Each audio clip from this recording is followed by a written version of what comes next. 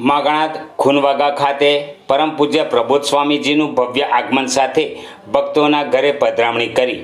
પ્રગટ ગુરુહરિ પરમ પૂજ્ય પ્રબોધ જીવન સ્વામી, જે ગુરુહરિ પરમ પૂજ્ય હરિપ્રસાદ સ્વામીજીના આધ્યાત્મિક વારસદાર, જેઓ જંબુસર તાલુકાના મગણાત ગામે આવી પહોંચતા ભવ્ય સ્વાગત કરાયું હતું અને ખૂનવાગા વિસ્તારમાં ભક્તોના ઘરે પધરામણી કરી હતી.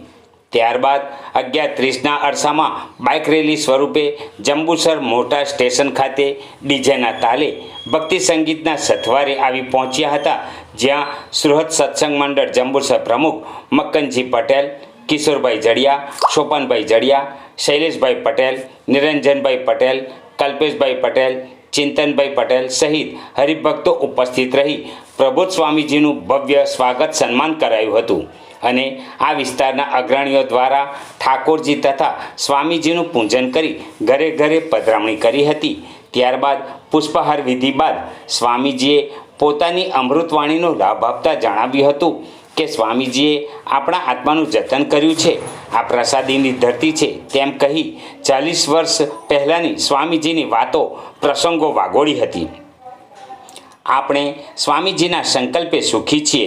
પૂજ્ય હરિપ્રસાદ સ્વામીજીએ વાવેલા બી આજે ફૂટી નીકળ્યા છે.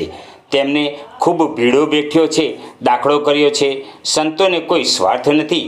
આ અવસર આવ્યો છે ઋણ વાળવાનો, તો આ સંતો આપણી પર અધિકાર કરે એવો સંબંધ થાય તો સત્સંગ થયો કહેવાય તથા નિષ્ઠાથી જીવન જીવવા જણાવ્યું હતું.